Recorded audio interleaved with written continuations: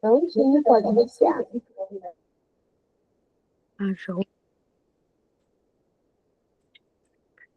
Olá, pessoal, boa noite. Eu sou a professora Paula e hoje nós vamos ver então um pouquinho sobre primeiros socorros, APIH e pronto-socorro. Então, qualquer dúvida que vocês tiverem ao longo desta aula, podem me interromper. Se quiserem fazer perguntas, também podem fazer perguntas sobre alguma coisa que vocês já leram, que vocês já tomaram consciência aí do assunto, que a gente vai tirando as dúvidas e esclarecendo ao longo da aula. Cláudia, seja bem-vinda, vamos lá começar a aula. Todo mundo consegue me ouvir, né? Deixa eu ver aqui o chat.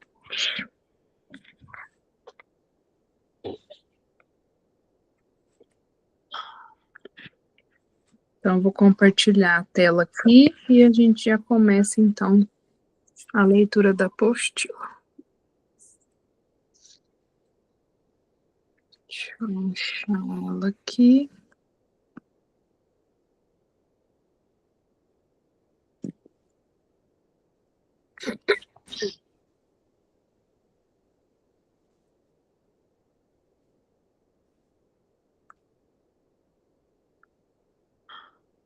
Todo mundo consegue ver a minha tela, né? Sim, Paula. Ótimo, ok, obrigada. Então, vamos lá. Então, nessa disciplina, essa é a nossa apostila, né, que nós vamos usar, de primeiros socorros e suporte básico de vida.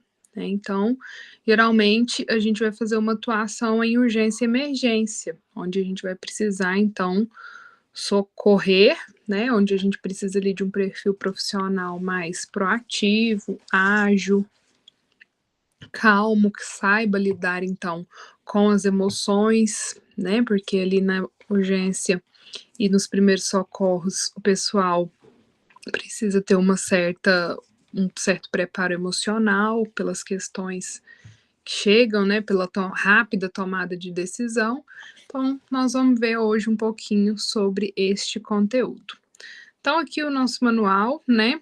Ele vai trazer aí para nós o sumário, onde a gente vai poder, então, fazer aí a consultoria de tudo que a gente vai precisar. E peço também para vocês que façam a leitura, né? Detalhada de toda a apostila, porque todo o conteúdo que for cair em provas, trabalhos, vai ser tirado dessa apostila. Então, se eu tenho um trabalho para entregar semana que vem, eu pesquiso nessa apostila. Antes da prova, né, final, pesquiso nessa apostila também, tá? E nas próximas aulas que nós vamos ter, então, de online, também podem trazer dúvidas, né? Dessa aula, a gente precisava ler da página 1 até 71. Então, se tiver alguma dúvida já relacionada a essas páginas, podem também trazer aí, que a gente vai também tirando aqui durante a aula online também, tá? Então, vamos lá. Então, esse manual, né, ele vai fornecer orientações e situações, então, de acidentes, né, a fim, então, de subsidiar o atendimento a um acidentado. Lembrando, então, que a função de quem está fazendo socorro é contatar o serviço de atendimento emergencial e fazer o que deve ser feito no momento certo. Para quê? Salvar a vida desse nosso paciente, né? E prevenir danos maiores, manter a calma e também que o acidentado chegue vivo até a unidade, então, de atendimento.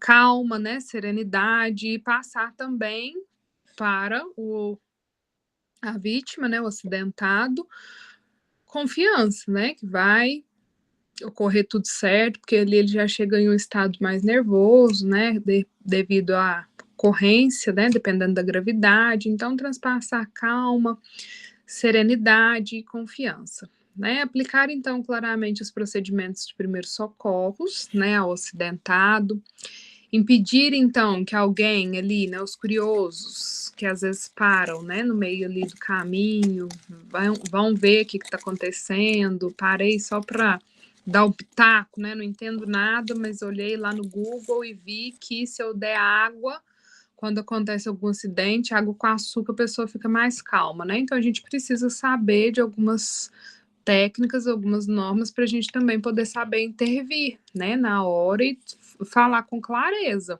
A gente não pode por conta disso e disso, né? Para isso a gente precisa então ter esse conhecimento para gerar confiança, né? Também ali durante todo aquele processo.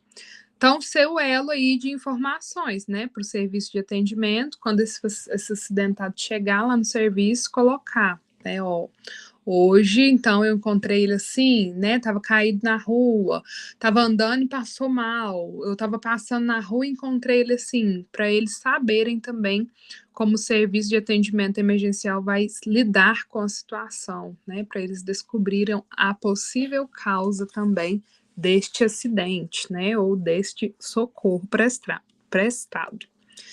Então, aqui também outro ponto importante, né? Agir somente até o ponto do conhecimento, né? E a técnica do atendimento. Então, saber avaliar também os nossos limites e conhecimento é muito importante, tá? Porque se eu não sei, eu não devo fazer. Então, eu vou ficar ali com o paciente aguardando, às vezes, o resgate chegar, né? Eu não sei fazer uma RCP, então eu vou aguardar. Ah, mas eu já vi um vídeo que é assim. Então, a gente não pode se basear, né? Eu preciso saber fazer para poder fazer, então, o atendimento, tá? Até porque quando eu faço, né, alguma coisa que não é da minha competência, eu tô cometendo, então, uma imperícia, né, lá onde que eu vou estar cometendo aí uma negligência com esse acidentado. Então, o profissional não médico deverá ter como princípio fundamental, né, de sua ação a importância da primeira e correta abordagem ao acidentado, né, lembrando aí que o objetivo é atendê-lo e mantê-lo com vida até a chegada do socorro especializado, né, ou até sua remoção para o atendimento. Então, quais são as etapas básicas? Cheguei no local ali do atendimento, o que eu vou fazer? Primeiro de tudo, né, eu vou fazer a avaliação do local do acidente. Então, esse acidente, a avaliação do local é a primeira coisa. Então, eu vou cheguei no local, vou encontrar esse acidentado. Então, a gente vai fazer o quê? Deve assumir o controle, né, dessa situação e proceder rápido. Eu preciso tomar uma decisão rápida para que isso flua e eu tome ali, o paciente não fique prejudicado, né?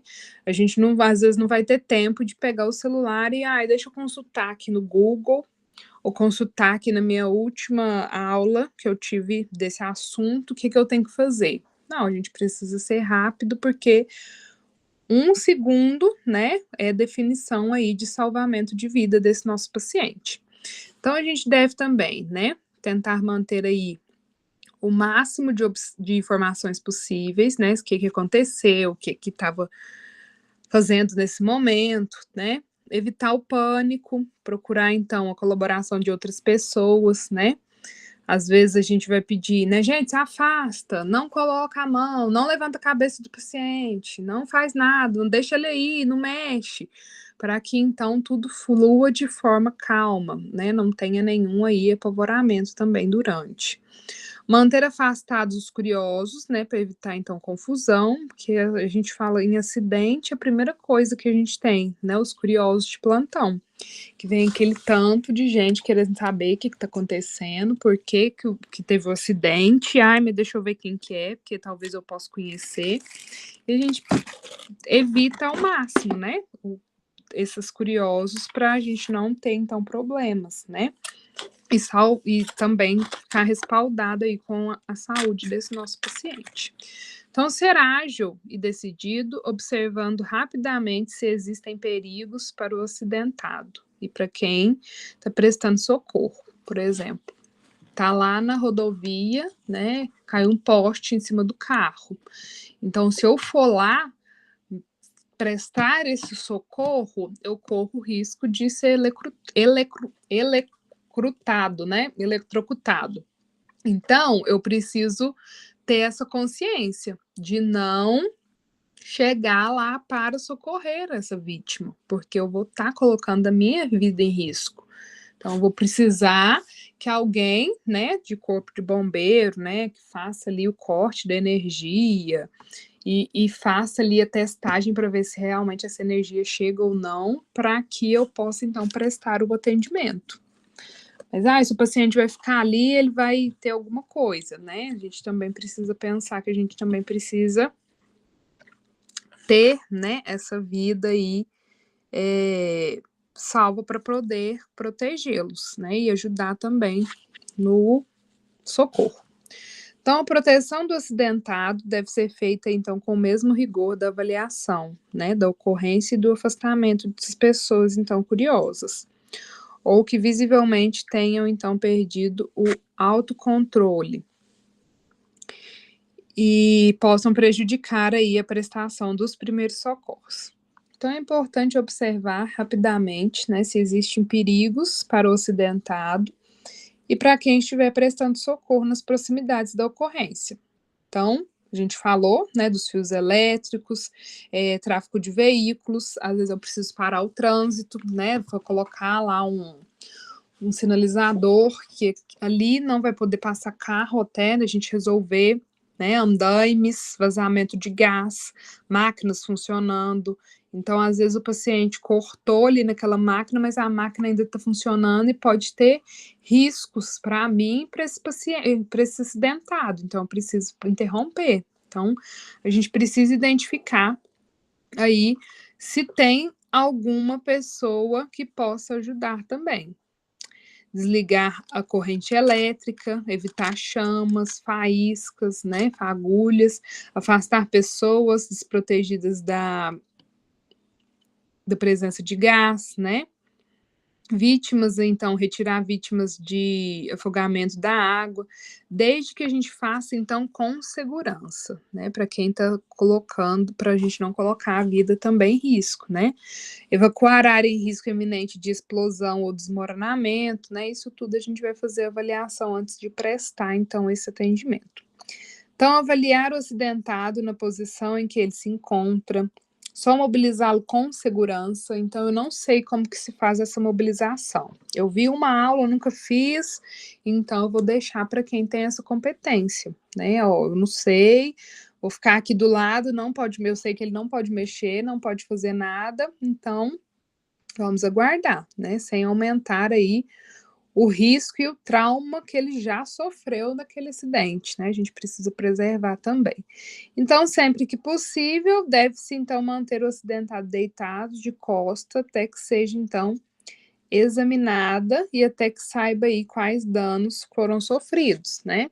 Então, não se deve alterar a posição em que se acha o acidentado, sem antes, então, refletir cuidadosamente sobre o que aconteceu e qual conduta mais adequada a ser tomada, né? Se o acidentado, então, estiver inconsciente, ali, por sua cabeça em posição lateral, antes de proceder à avaliação, então, do estado geral desse paciente. Então, é preciso tranquilizar o acidentado, né, transmitindo segurança, conforto.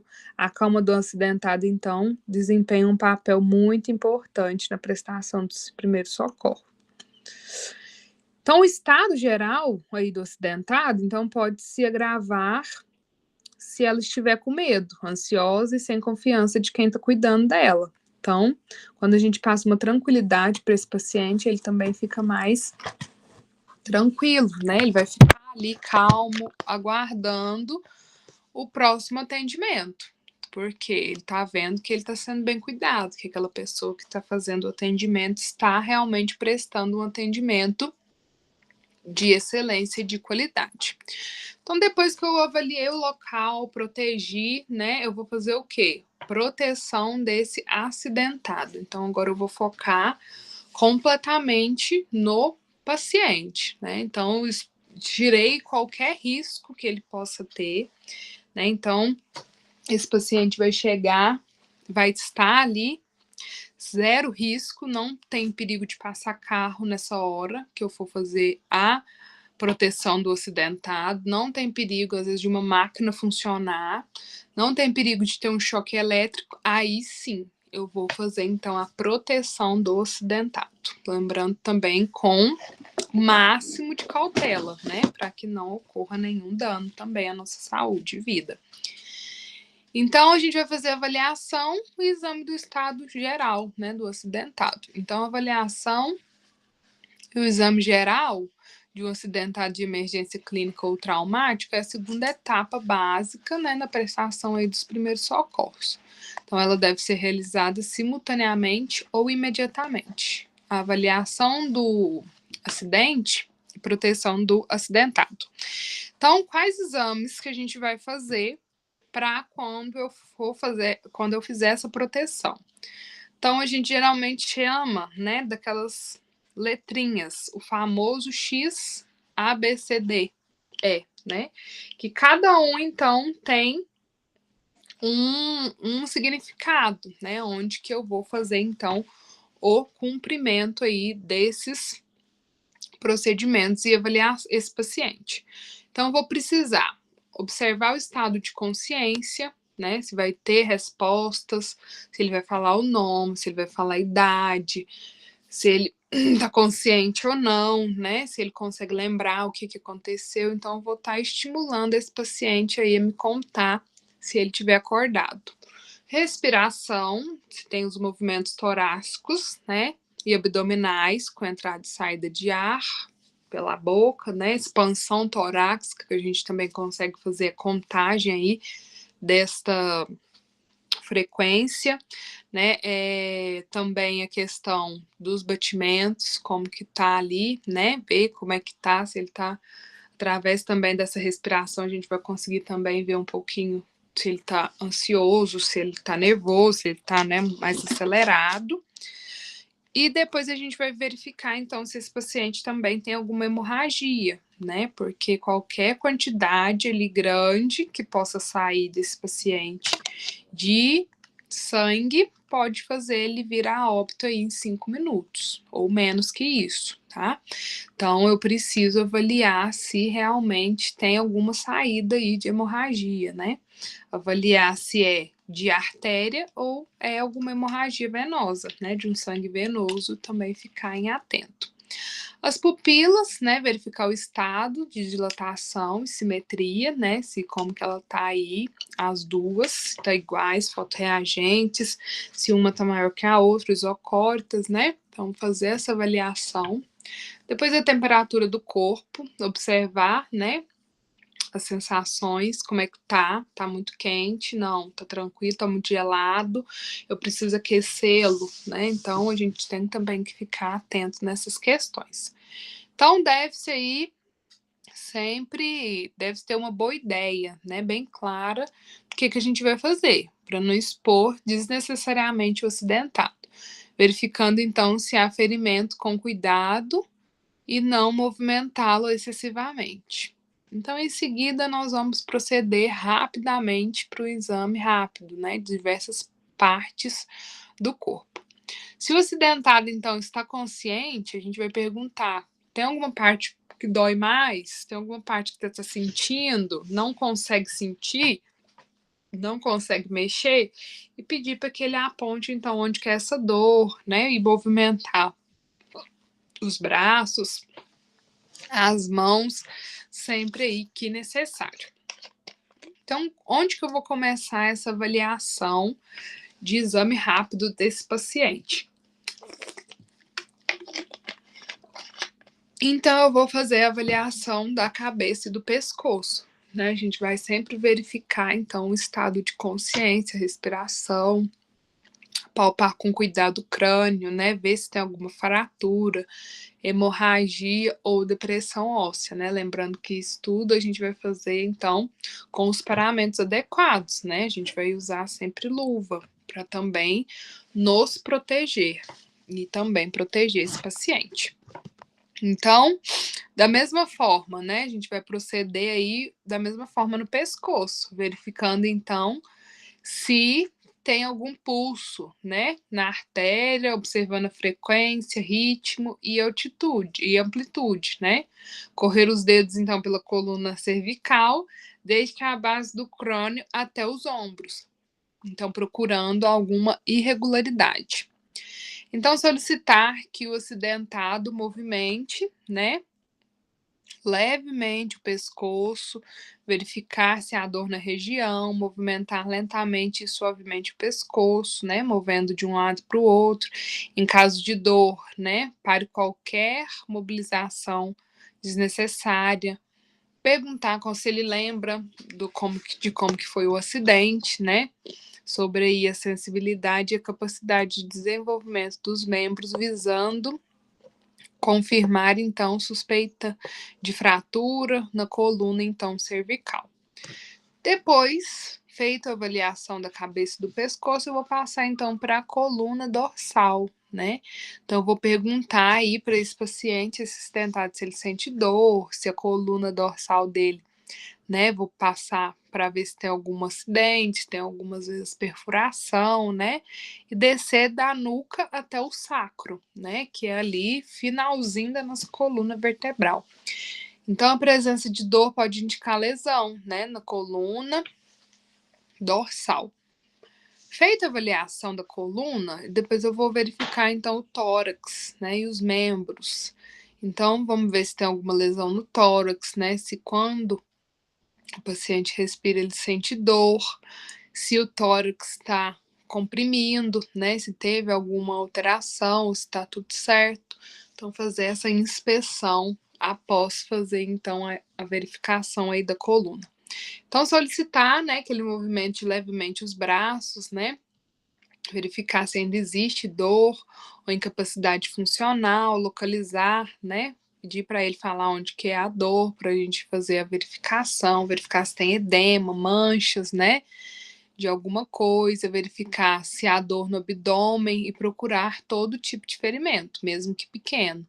Porque às vezes o ferimento de bala é pequeno, né? Não sangra e é profundo, né? E tem o quê? Consequências gravíssimas.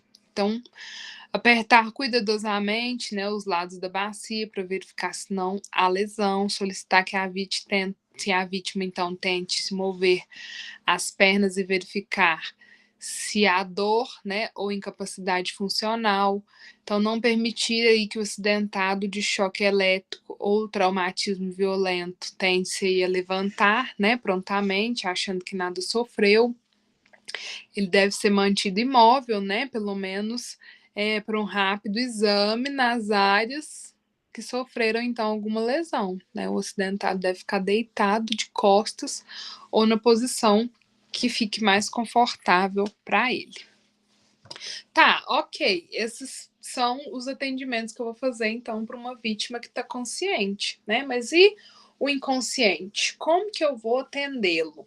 Como que eu vou proceder então esse atendimento? Então, o exame do acidentado inconsciente, ele deve ser, então, ele é mais preocupante, né? Porque além de ser que a gente vai ter quase nenhuma informação, só se alguém, né, alguma vítima que também teve acidentado possa nos falar, né? Pode surgir complicações devido ao estado da inconsciência. A gente não vai saber ali, de fato, o que está acontecendo. Então, o primeiro passo, a gente vai precisar manter esse paciente respirando, né? Fazendo então uma flexão na cabeça desse paciente, ou manter em posição lateral, né? Para evitar aspiração aí de vômito, né? Se tiver alguma coisa aí na cavidade bucal, fazer essa limpeza.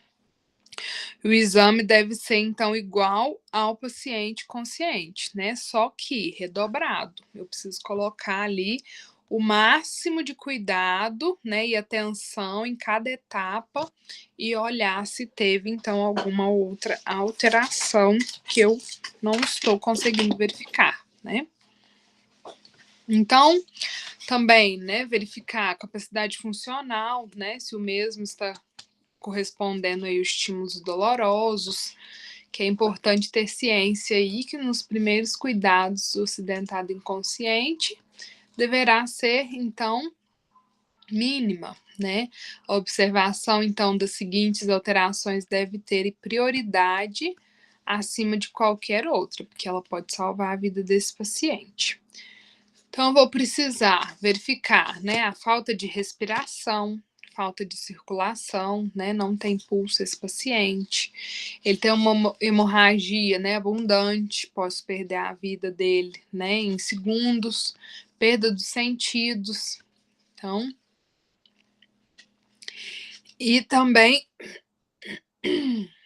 o envenenamento, né, que são todos fatos que eu preciso aí atender esse paciente rapidamente antes de qualquer outra questão.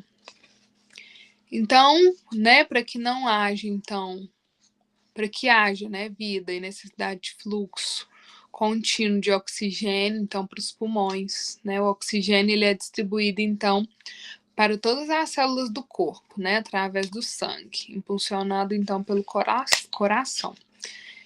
Então, alguns órgãos, né, sobrevivem algum tempo sem oxigênio, outros não. Né? Então, outros aí vão ser severamente afetados caso tenha essa falta. Então, as células, né, nervosas aí do cérebro, então elas podem morrer após 3 minutos sem oxigênio. Né? Então, esse paciente, qualquer segundo que a gente tiver ali de agilidade, de atendimento rápido com esse paciente, eu posso salvar essa vida dele, né? Então, por isso que é muito importante, né, que algumas observações, alguns quadros clínicos, então, que possam levar aí essas alterações, devem ter, então, prioridade quando se aborda um acidentado aí de vítima de mal súbito, né? Então, vou precisar ter observações das vias aéreas superiores, né? Parada cardiorrespiratória, hemorragia de grandes volumes, estado de choque, né? Pressão arterial, vou ver ali se está tendo comas, né? Alguma convulsão. Esse paciente às vezes pode ficar mais agitado, né? Gente, só um minutinho. Envenenamentos, por intoxicações, diabetes, porque esse paciente pode ter uma hiper e uma hipoglicemia, e os dois extremos são muito complicados, porque pode ser que esse paciente venha acontecer alguma fatalidade, né, devido ao hiper e o hipo e a hipoglicemia, infarto, né, agudo do miocárdio e queimaduras em grandes áreas do corpo. Então, todas essas questões a gente precisa aí ver se teve alterações, né, e ficar em alerta com esse nosso paciente. Então, toda lesão, né, ou emergência clínica ocorrida dentro da ambulância, né, da instituição, deve ser, então, comunicada. Então, se esse paciente teve, né, alguma intercorrência no caminho, eu preciso falar para a equipe, né, e anotar também tudo que aconteceu durante esse transporte desse paciente, né, fazer aí todo o bom atendimento desse paciente. Então, vamos recordar, né, para a gente fazer um bom atendimento, né, e um entendimento aí impecável, eu vou precisar, então, manter essa calma, né, passar aí tranquilidade para esse paciente, né, saber o que eu vou fazer, eu dou conta, eu sei o que eu posso, o que eu não posso, eu vou conseguir avaliar esse paciente, né? Então, avaliar a cena, observar se não oferece risco, né? Colocar ali calma com as pessoas, né? Ser educado também, né? Ao tratar, pedir o pessoal, vamos afastar, né? Vamos dar aqui um espaço, tentar controlar também essa situação. Saber aí, né, qualquer ferimento ou doença súbita, né, por onde que vem, por que aconteceu, né, pode ter uma mudança também nesse paciente. Em caso de óbito, né, serão necessárias, então, testemunhas do ocorrido, né, obter, então, a colaboração de outras pessoas, né, dando aí ordens claras e concisas, identificar, então, essas pessoas e jamais se expõe a riscos, né, lembrar aí de usar os EPIs adequados, luva, né, óculos de proteção. Às vezes eu não tenho uma luva, o paciente está sangrando muito, né, ali um acidentado que eu estava passando na rua, então a gente vai ligar imediatamente para o bombeiro, né, já ir fazendo as coisas cabíveis, né, mas jamais se expor a riscos. Então, tranquilizar o acidentado, né, então quando a lesão for um choque violento, né, pedir aí para o paciente, então, ficar mais tranquilo, né, para que ele não possa sofrer nenhuma outra lesão. E também evitar, né, que o pessoal faça alguma coisa também aí que não pode ser feita, né? Cobrir, então, o acidentado para conservar o corpo quente, protegê-lo da chuva, né? E aí, em locais onde não haja ambulância, o acidentado poderá ser transportado após ser avaliado, né? Estabilizando e imobilizando adequadamente. Evitar, então, para evitar momentos desnecessários, né? Então, só retirar o acidentado aí do local do acidente, se esse local, então, causar risco de vida, né, para ele ou para o socorrista. Então, se tiver ali risco de explosão, né, estrada perigosa, que não tem condição de sinalizar, então aí, nesse caso, eu vou retirar o acidentado. Fora isso, a gente não vai tirar. Então, a pessoa que está prestando os primeiros socorros, então ela deve seguir um plano de ação baseado-se aí no pronto atendimento, né? Que são as 3 letras iniciais, a partir aí das quais se desenvolvem todas as medidas técnicas e práticas para o primeiro socorro. Prevenir, então, afastar-se do perigo do acidente ou do acidentado do perigo, alertar, contatar o atendimento então emergencial informando o tipo aí do acidente, o local, o número de vida e o seu estado, né? E socorrer após as avaliações. Então, todos esses itens são importantíssimos, né, para que a gente consiga então fazer um atendimento de excelência, com cautela, respeitando aí também as questões, né, da vítima, do acidentado e tentando aí trabalhar o máximo possível de agilidade. Aqui, né, a gente vai ver então um pouquinho sobre as funções, sinais vitais e de apoio, né? Então, a atividade de primeiro socorro, ela pressupõe o quê? O conhecimento dos sinais que o corpo emite, né, a serem então informados aí para determinação do seu estado físico, né? Alguns detalhes aí importantes sobre as funções vitais, os sinais vitais e sinais aí de apoio do corpo humano vão precisar então ser compreendidos. Então, algumas funções vitais, né? Elas então servem, né, para que o ser humano permaneça vivo, né? Que são os sinais, né, de vida. Ele pode, então, as funções, né, ser exercidas aí pelo cérebro e pelo coração. Mas para exercer essas funções, esses órgãos, então, eles precisam executar, né, trabalhos físicos e químicos, transformando a própria vida em uma macro representação aí das atividades de menor unidade, né, funcional do corpo. Então, cada tecido é constituído, né, por células e é de vida, né, delas que aí depende da vida aí da vida dos seres vivos, né?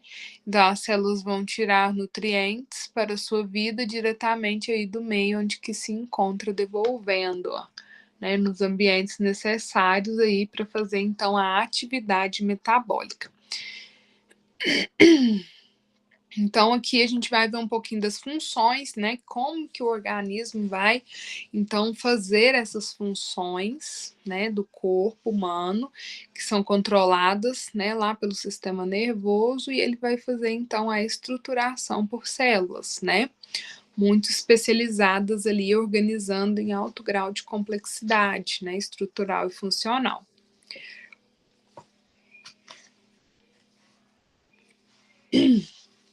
Essas células, então, que são muito sensíveis, né, devido aí à falta de oxigênio, cuja, então, a ausência provoca, então, alterações funcionais, né, conforme aí será advertido outras vezes nesse manual. Chamamos, então, a atenção para que se perceba, né, ao prolongamento da hipóxia. O que é hipóxia? Falta de ar cerebral, né, determina, então, a morte do sistema nervoso central. E com isso a falência generalizada, né, de todos os mecanismos da vida, em um tempo aproximadamente aí de 3 minutos. Então, para poder determinar, né, em nível de primeiros socorros, né, como leigo, o funcionamento satisfatório dos controles centrais dos mecanismos de vida, né?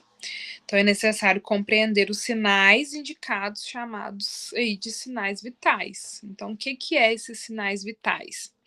Então, aquele que vai indicar a existência da vida, né? Quando eu não tenho nenhum sinal vital, eu não tenho vida, né? O paciente aí foi a óbito, né? Então, quais que são esses sinais vitais? Temperatura, pulso, né? Que é os batimentos cardíacos, respiração, pressão arterial. Então, todos eles são sinais vitais. Então, eles podem ser facilmente percebidos, né? E a gente tem também aqui nos sinais vitais a saturação. Porém, muitas das vezes a gente não anda, né, com esse oxímetro, então a gente não vai conseguir fazer, né, essa mensuração, que também é o nível de oxigênio aí que vai chegar, né, que também é muito importante aí para a gente saber, então, fazer esses tratamentos, né, necessários com esse paciente. Então, a medição e avaliação, né, da pressão arterial são excelentes, né, fontes de indicação de vitalidade do organismo humano. Então, esse assunto não será tratado nesse manual, né, pois sua verificação exige aí conhecimento instrumental especializado, tá? Então, o que dificulta aí na sua utilização no nível aí de pronto-socorro. Mesma coisa do oxímetro, né? Para a gente aferir uma pressão, a gente precisa desse material. Então, eu estou ali na rua passando, eu não tenho nada, não vou conseguir aferir essa pressão, né? Mesmo se eu coloco lá a mão em algum lugar, eu coloco outro, eu aperto, não tem como a gente fazer, então, essa contagem. A temperatura corporal, né, ela é o resultado aí do equilíbrio térmico mantido aí entre o ganho e a perda de calor no organismo, né? A temperatura é importante, né, indicador da atividade metabólica, já que o calor, então, obtido nas reações metabólicas se propaga aí pelos tecidos e pelo sangue aí circulante. Então, qual que é a temperatura corporal, né, adequada? Então, a nossa do corpo, ela varia aí de 35,9 até 37,2, né? Então, como que eu sei que às vezes esse paciente está em seus estados térmicos, né? Então, quando eu tenho, né, uma temperatura entre 34 e 36, eu tenho um estado aí subnormal. Essa temperatura está considerada, né, ainda tranquila. Né? Abaixo de 34 eu considero, então, uma hipotermia, né? Então, se esse paciente estiver abaixo de 34, eu preciso pensar ali que eu vou precisar, então, colocá-lo no máximo possível de calor, né? Para que ele não perca, então, a sua temperatura. Então, 36 e 37 é considerado normal, né? Antigamente a gente considerava até 38, né, um estado normal de febre, porém, devido a algumas atualizações, né, inclusive pediátricas, a gente já começa a considerar 37 o estado febril. Então, principalmente em crianças, né? Então, 38, 39, esse paciente está com febre, e acima, né, de 39, 40, até 40, ele tem uma febre alta. E depois, acima de 40, é um estado de alerta altíssimo também, né? Porque ele teve uma febre muito alta e ele tem uma hiperpirexia, né? Onde essa febre aí é acima dos 40. Então, a gente precisa ficar atento a essa variação, né, de temperatura corporal desse paciente, né? Então, o que a febre ela pode causar, né? Então, um acidentado com febre muito alta e prolongada, então pode ter alguma lesão cerebral irreversível, né? Porque às vezes esse paciente pode vir a ficar confuso, né? A temperatura do corporal abaixo do normal pode acontecer, então, após depressão, então, da função circulatória, né? Ou algum choque ou alguma infecção. Então, a vítima que apresenta alguns sintomas, né? Pode ter aí algum mal-estar também, a gente precisa ficar atento, né? Perda de apetite, mal-estar, pulso rápido, sudorese, temperatura acima de 40 graus Celsius, respiração rápida, hiperemia da pele, calafrios, né? Cefaleia, que é a dor de cabeça. A gente precisa aí ficar, então, mais atento, né? E fazer a verificação dessa febre. Então, o que eu vou fazer, então, né? O paciente está com febre, como que eu vou socorrer? Então, geralmente, né, a gente tem os antitérmicos, né, que são também muito, né, eficientes aí no tratamento dessas febres, mas eu posso também fazer um tratamento ali de aplicar compressão úmida, né, na testa, na cabeça, no pescoço, para que então possa ir abaixar, né, essa febre, até porque às vezes, dependendo do lugar, a gente não vai ter algum recurso para fazer a medicação nesse paciente. E lembrando também que às vezes eu não tenho também um médico prescritor ali para prescrever, né, para esse paciente fazer o uso dessa medicação. Então, sempre a gente vai pensar em alguma coisa aí mais alternativa ali que dê para fazer na hora, né? Passou ali, o médico, ó, esse paciente veio com temperatura alta, né? Febre alta e precisa ficar atento, né? E sempre comunicando aí a equipe dos sintomas. Depois o pulso, né? Que é o que a gente chama aí das batidas, né? Do nosso coração. Então, tem também algumas, né, normas aí de batimentos cardíacos, né? Onde que eu vou saber se esse paciente está com uma frequência cardíaca considerável ou se não, né? Ou ele está aí em sinal de alerta, eu preciso ficar aí alerta com esse paciente para saber se ele realmente tem alguma coisa, né, que precisa aí, que eu preciso mais preocupar com ele. Então, aqui, como que é considerado, né? Então, o pulso normal, ele é entre, então, 60 a 120, né, batimentos por minuto. Então, está dentro dessa faixa, eu considero um pulso normal. O paciente não tem nenhuma alteração, nenhum outro tipo de consideração diferente, né? E o pulso é a forma mais fácil que a gente tem, então, de fazer esta aferição, né? A gente vai olhar, às vezes, no pulso ali, onde a gente tem grandes artérias, né? Na virilha, pescoço, né? A gente também consegue fazer a verificação desse pulso. No braço, né, abaixo ali da mão, a gente também tem uma que a gente consegue fazer essa verificação. Eu vou contar durante 1 minuto, né, para saber ali quanto que tá essa frequência cardíaca desse paciente. Então, acima, né, de 120 batimentos por minuto, então eu tenho considerado aí uma taquicardia. Então, esse paciente tá com taquicardia, então ele tá acelerado, né? A frequência cardíaca está fora do controle, ele fora, às vezes, dos parâmetros necessários, né? E a gente precisa ficar atento a essas questões, porque às vezes pode ter alguma outra complicação, né? Aí a gente vem as arritmias cardíacas, né? Entre outras questões que vão, então, dificultar o processo aí da melhora desse paciente, né? Então, são coisas que a gente vai precisar ficar atento no nosso paciente. E as crianças têm um outro, né, parâmetro aí de batimento cardíaco, né? Então, as crianças acima de 7 anos, né, elas vão fazer, então, até 90, né? E acima disso, né, já vem, então, depois dos 17 anos, já é um batimento, né, considerado adulto, né? E as menores que isso, geralmente tem um batimento cardíaco mais acelerado, né? Porque o coração ali tá trabalhando mais para fazer, então, a evolução, né, do sistema cardiovascular.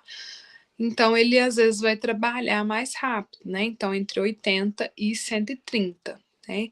Então, a gente precisa saber dessas questões de pulso, porque quando eu estiver fazendo uma ressuscitação cardiopulmonar, eu preciso saber qual que é a frequência que eu preciso fazer essa compressão torácica nesse paciente, porque se eu fizer devagar demais, eu não vou estar estimulando nada, né?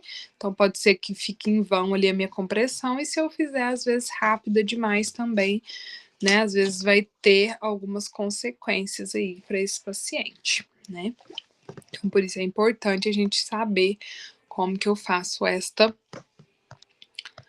compressão torácica, né? Aqui as imagens, né, onde a gente vai fazer então a palpação para saber, né, essa questão da verificação do pulso, né?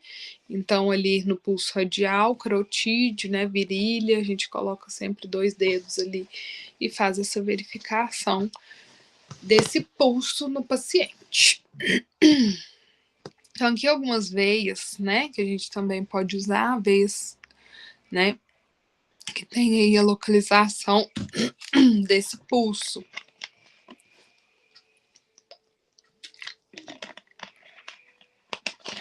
Deixa eu ver se alguém tem alguma pergunta. Alguma dúvida? Cláudia quer perguntar alguma coisa?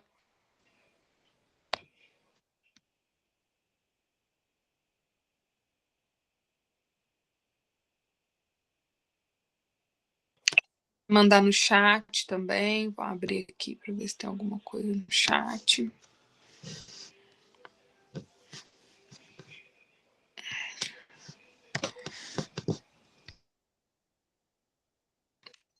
Então, vamos continuar aqui a nossa aula.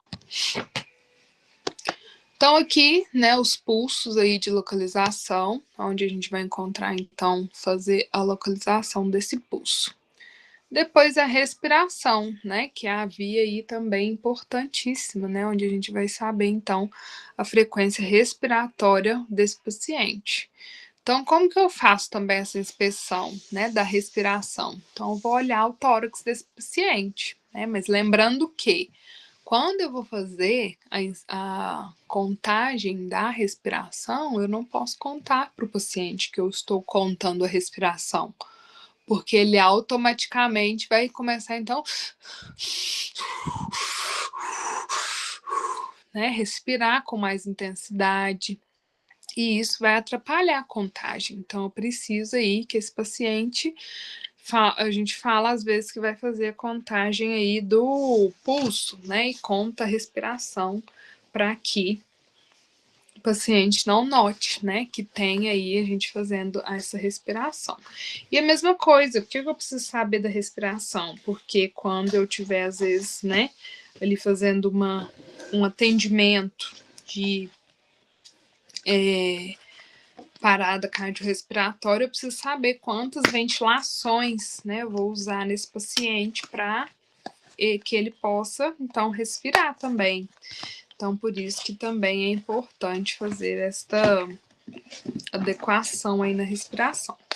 E quais são, então, os parâmetros que a gente usa na respiração, né? A gente viu que a febre tem alguns parâmetros, o pulso também, né? E qual na respiração? Como que eu sei que esse paciente, então, tá com a respiração ok, né? Eu preciso aí ficar de olho, né, nessa respiração.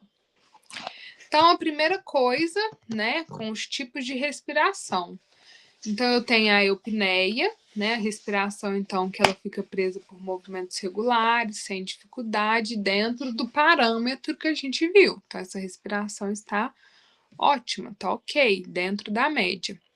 Depois eu tenho a apneia, né, que é a ausência, então, dos movimentos respiratórios, né? Geralmente aí não tem nada e ela pode ser, então, uma parada respiratória.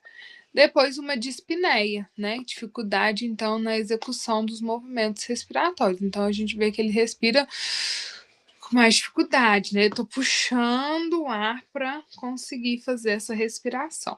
Depois a bradipneia, né? Que é, então, a diminuição ali, que ele vai parando a respiração, vai ficando mais, né? Ficando mais baixa. Depois a taquipneia, né? Onde esse paciente, então, tem uma aceleração dos movimentos respiratórios. A ortopneia, né? Que o paciente ele só vai conseguir respirar, então, sentado, né? Às vezes devido a alguma lesão que teve. E depois a hiperpneia ou hiperventilação, né? Que é quando aumenta aí a frequência, né? E da profundidade dos movimentos respiratórios.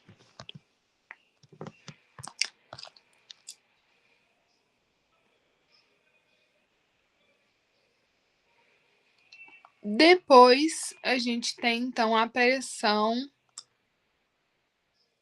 arterial, né? Então a gente vai considerar aí a pressão arterial até 14/9, né? Uma pressão arterial boa. Abaixo de 9, a gente já tem que ficar alerta, né? Que esse paciente tá ali com uma pressão mais baixa.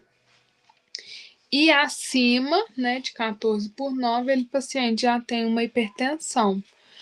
Hoje, a gente tem, então, uma mudança, né, nesses parâmetros, onde a 12/8, o paciente já fica em estado de alerta, para ficar, então, em avaliação dessa pressão, se às vezes precisa, né, já ficar mais alerta, os pacientes já começam a fazer, às vezes, um tratamento, né, para prevenção e ali tomar mais cuidados, né, com essa pressão arterial. Esse, né, é importante perguntar à vítima ali se ela tem uma pressão arterial e passar informação, né, também quando a gente for prestar aí o socorro especializado.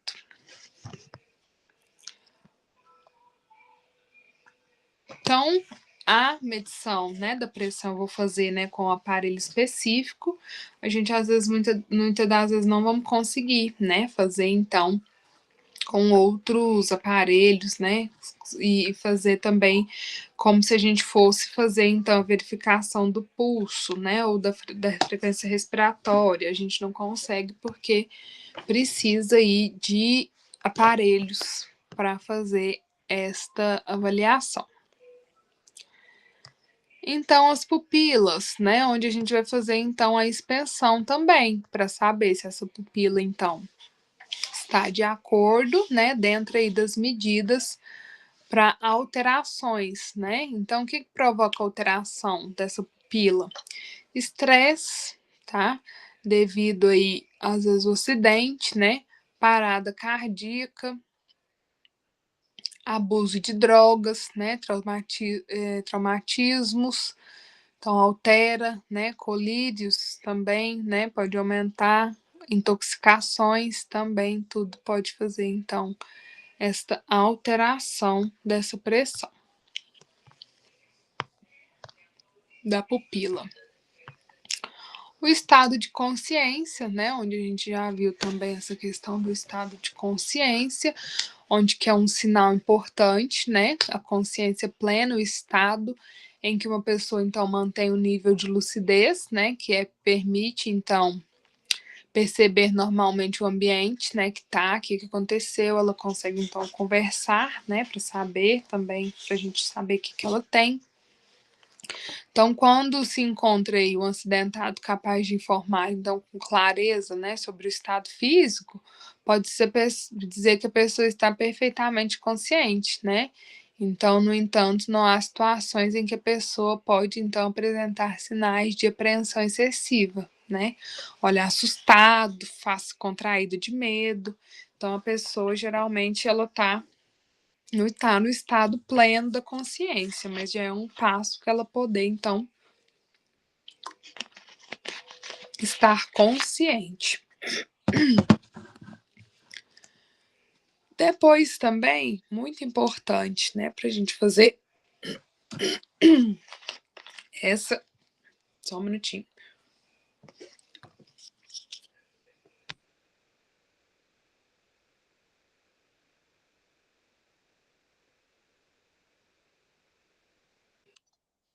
Então, para fazer também nessa avaliação, importante aí a motilidade e sensibilidade do corpo, né?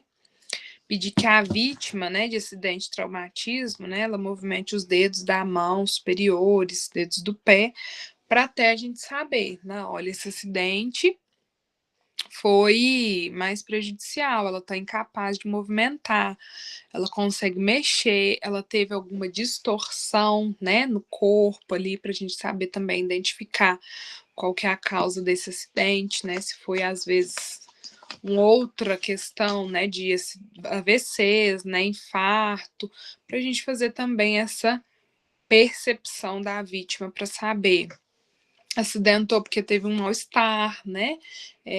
Um AVC, algumas outras também questões que a gente fica também aí atento e pede essa vítima para fazer, então, para a gente fazer esse acompanhamento.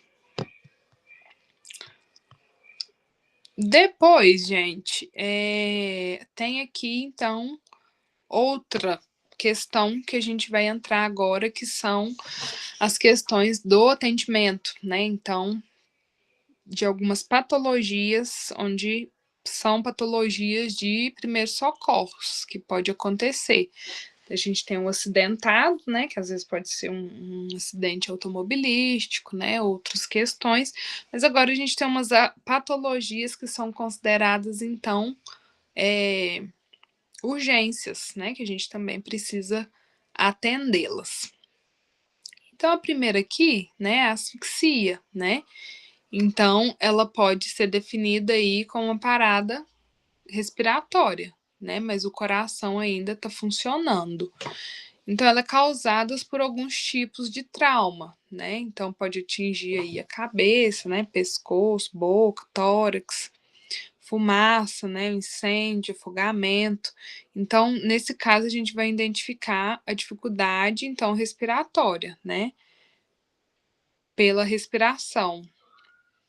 Então, nas vítimas inconscientes, pela falta de ar ou que elas possam estar queixando, né? Então, se as funções respiratórias não forem aí restabelecidas de 3 a 4 minutos, então as atividades cerebrais ali vão cessar, né? E a gente vai ter então uma morte ali cerebral, né? Porque a gente precisa que esse paciente então faça respiração para manter ali o cérebro oxigenado. Então, quais são as principais causas, né? Então, bloqueio, né, da passagem de ar, que pode acontecer nos casos aí de afogamento, né? Secreções, espasmos, insuficiência aí de oxigênio no ar, impossibilidade, então, do sangue, né, em transportar esse oxigênio, paralisia do centro, né, respiratório do cérebro, compressões, então, do corpo, né, tudo isso são alguns sinais que podem estar, então, associados, né, com essa questão. E quais são as condutas, né, que nós vamos tomar quando uma pessoa, então, tá com a ausência aí da respiração? Então, a primeira conduta, né, favorecer a passagem do ar. Então, às vezes eu vou precisar hiperestender aí a cabeça, né, colocá-la lateralizada, para que esse ar, então, faça aí a sua passagem. Para afastar essa causa, né, e ela consiga, então, fazer o retorno expiratório. Retirar qualquer objeto que possa estar na boca, né, ou na garganta, também que impede, né, essa passagem de ar. Desapertar roupas, né, principalmente em volta do pescoço, do peito, da cintura, que também pode dificultar, então, a respiração, né, onde a gente vai fazer, às vezes, a compressão ali, né, dos pulmões e pode faltar, né. Então, né, manter esse acidente, repetir, né, iniciar a respiração de socorro, né, então ver se ele está aí na posição correta, né, lembrar que cada segundo é importante para a vida, então, desse acidentado. Repetir, então, a respiração, né, de socorro, tantas vezes quanto necessário, até aí que o acidentado, né, possa estar em um local, receber uma assistência adequada. Manter o acidentado aquecido, né, para prevenir que ele tenha algum choque. Não dar líquidos enquanto ele estiver inconsciente. Não deixar ele sentar ou levantar, né? Ele tem que permanecer sentado, mesmo depois de ter recuperado a respiração. E não dar bebidas alcoólicas, né? Dar chá, café para beber. Não dar, né, chá nem café para beber logo que voltar, esperar, né? Continuar, então, observando cuidadosamente o acidentado para evitar, então, que essa respiração cesse novamente. Não deslocar o acidentado, né, até que a respiração volte ao normal. Remover, então, ele somente deitado, né, mas em caso aí de exposição de necessidade. E solicitar aí o socorro especializado, mesmo que o acidentado, então, esteja aí recuperado. Então, pessoal, aqui a gente conseguiu, né, ir até a página 31, né, como é uma aula online mais rápida, né, a gente às vezes não vai conseguir fazer a leitura aqui de todas as páginas, mas peço aí que vocês, né, façam então a leitura, né, das sequentes.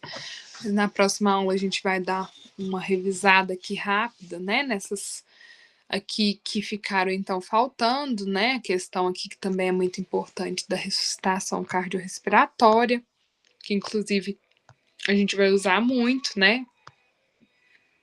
Como fazer, né? Algumas questões. O suporte ventilatório, o que, que eu preciso, né? A massagem cardíaca, como que ela vai funcionar. E vai ali também depois para o estado de choque, né? Como que esse paciente, então, a gente vai precisar ajudá-lo, né? Prevenir, transporte desse paciente, como que eu vou fazer esse transporte. Depois, se ele tiver desacordado, se ele tiver acordado, como que eu posso ajudá-lo, né? Como que eu posso carregar, uma forma que fica mais fácil, né? Para fazer, então, esse carregamento, né, ajudá-la, né, a retirar aí dos veículos, né, quando eu tenho mais pessoas, como que eu posso ajudar ela a levá-la, né, transportar em outros métodos para facilitar, né, esse transporte dessa pessoa. Então, aqui ainda tem várias coisas, né? Hemorragias, né? Que também é muito importante, que hemorragia, dependendo da quantidade, né? Fica aí, o paciente tem pouco tempo, né? De vida, e para fazer aí o torniquete, né? Que também é importante para cessar, então, essa hemorragia desse paciente. Alguém quer fazer alguma pergunta? Alguém tem alguma dúvida? Se quiser colocar aí no chat também.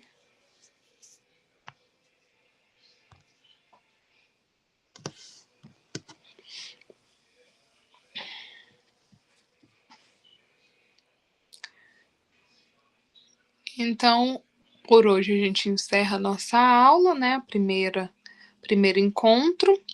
Espero vocês no próximo encontro para a gente tirar dúvidas, né? Então, tragam perguntas para a aula, para que a gente possa tirar dúvidas, né? E conseguir aí fazer o máximo de aproveitamento aí da apostila também. Então, façam a leitura aí do material, né? Que vocês têm para complementar essa aula que a gente viu agora também.